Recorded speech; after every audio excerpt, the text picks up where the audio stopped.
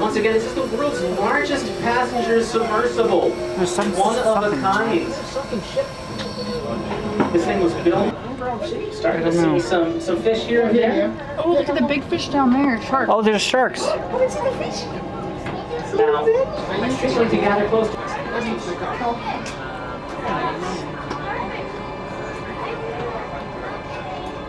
What kind of airplanes are they? So the airplanes that we're going to see are Mitsubishi YS-11 turboprop planes that belong to a local airline called Pacific that went out of business back in the 1970s. The main daytime predator down here. We find them here and there on the dive site, so... There's the plane. Oh, we just touched down on the sand, but that is okay because we have thick steel I-beams at the bottom of the sub. I-beams. Known as skids. Skids? Skids. Yes.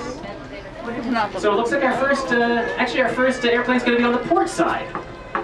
So we have our airplane on the port side. So there it is. Everybody, if you want to look over at the port side, that is where the airplane is. There's giant trevallies hanging out there. Big silverfish. They enjoy hanging out in the shadows, waiting for their prey.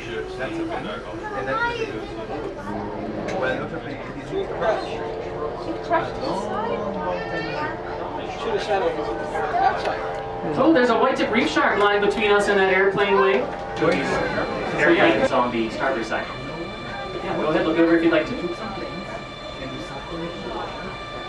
And as you can see, where you have structure, you have fish. Where you have reef, you have reef fish. No reef, no reef fish.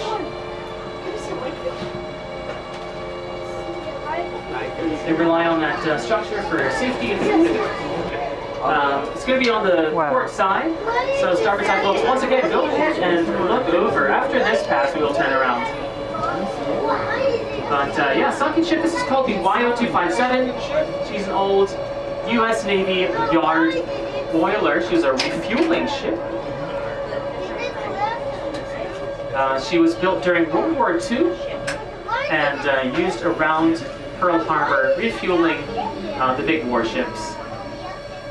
Later in her career, she even hauled liquid asphalt to build a runway in Micronesia. So she did all sorts of things. After she was decommissioned, the Navy got rid of her. They were planning to use her for target practice initially, but they actually sold her to us. At Navy auction, we were looking for a ship to sink on our dive site in order to create a reef. And as you can see, she's really come into her own. She's a great-looking reef. At 170 feet long, she's the largest structure on our dive site. Home to some pyramid butterfly fish, those orange and white fish, which are indicator species. They're only found on healthy reefs.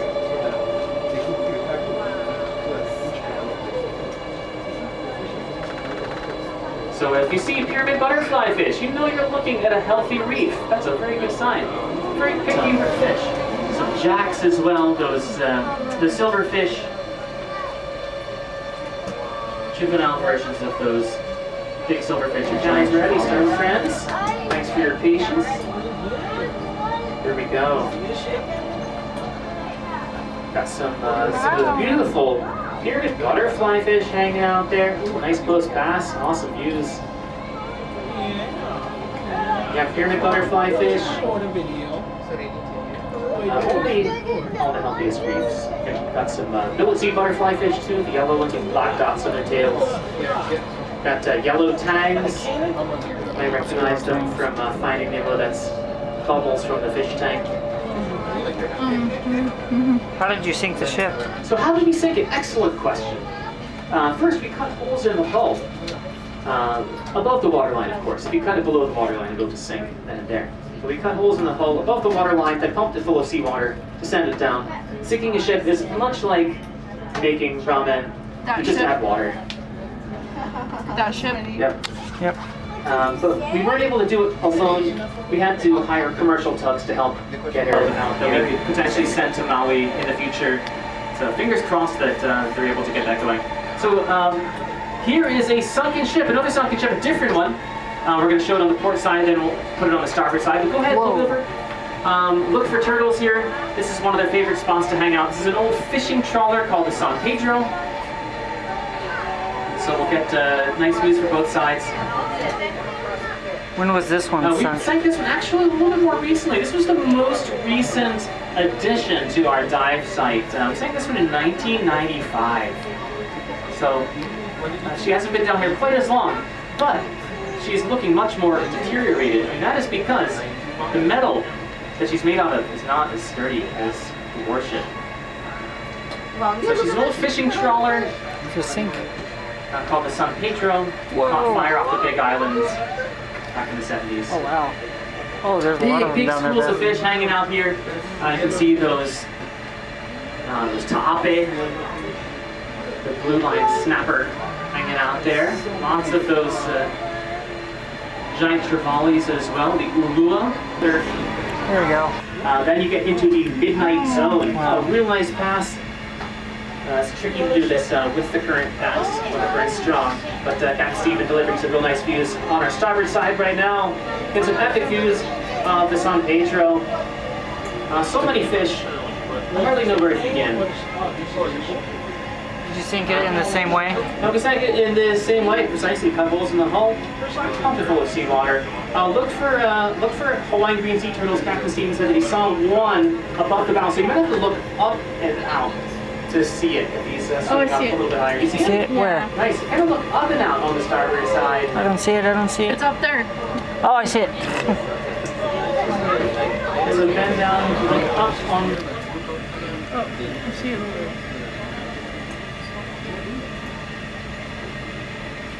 Okay, so get your cameras ready. Here we go. Took the airplane wings coming into view on our starboard side here.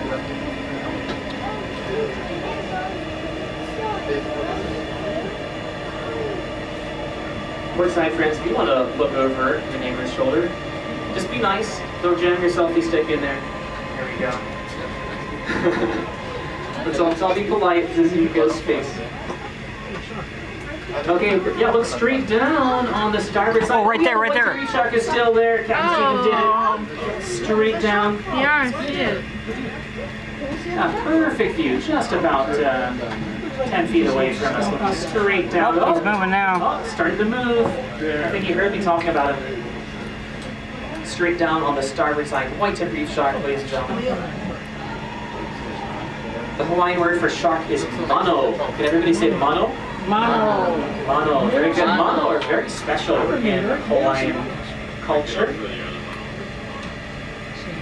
They are very popular as almakua, which is the expression for when an ancestor returns to the material for us. So we'll hire you on the writing staff. Oh, there's the shark. All right. Okay, look straight down. Starboard side, my friends. As promised, we're seeing that I see a shark. that other airplane. Just we passed the two airplanes on port 4. We're passing them on starboard. There's a shark down there too. And there's a shark down there too. Excellent. Oh my goodness, you guys have the shark energy. We do not see those guys every day, so you guys lucked out. This camera's actually Now, recording it if you really were well to better pet than I that can shark, see actually. what do you think it would feel like? They would catch birds with red and yellow plumage and sticky traps. So they wouldn't kill the bird, they would just trap it and then release it, collect a few feathers, Nice. and make these bright, beautiful capes. Well, I don't know what that is actually. For the ali'i. What is that? What's this one? Well, I was going to. I got the JR4 by the time you got Yeah, port side. All right, we've got some funny-looking structures that look like wine racks on our starboard side. This is another thing that we put down here to create habitat for marine life. As you can see, it worked out quite well. In Japan, they use structures like that for growing edible seaweed. They're currently on our starboard side, but we'll turn around and do a Ropes down there. for the port side too. Oh, look at that fish. Oh, yeah. So we call them the Japanese reefs because they were made in Japan. They're actually a smaller scale version of the kind that are used in Japan for growing edibles. Look at us, everyone look at the port side. We've got spotted eagle rays. What is that? I'm sorry, these guys are not on the payroll. What is that? So this may be our own notice that there's a small gap underneath of these concrete slabs. And it's an ideal place for white-tipped reef sharks to have their pups. So sometimes when scuba diving here, we've seen little pups hanging out underneath of these structures. Pretty cool. So keep an eye out. I don't see one at the moment, but you never know. One might pop out. So, Yes, sir. you have exclusive rights. There's a unicorn fish. Where? Right there, that big silver one right in the middle. If somebody else wanted to, Oh, I see to it. scuba dive here, they're totally welcome to. Yeah, we don't own it. Okay. In fact, you saw that chain on our Wow, look at ship. the fish. Yeah, dive floats up there, Teresa.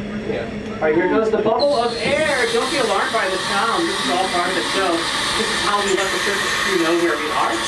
Once they've made sure that there's nothing above us, we'll call down over the underwater telephone and give our pilot permission to surface. Let's listen in. What is that again? Wow.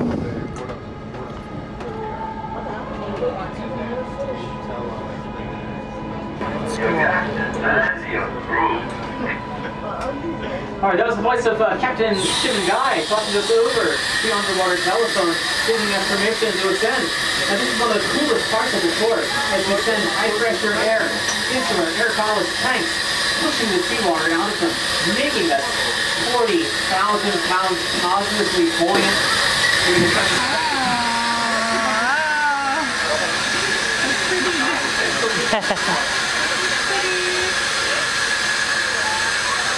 Rising faster than the air.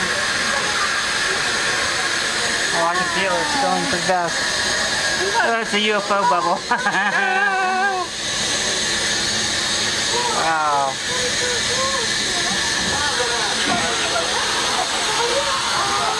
There's the surface. That was fast.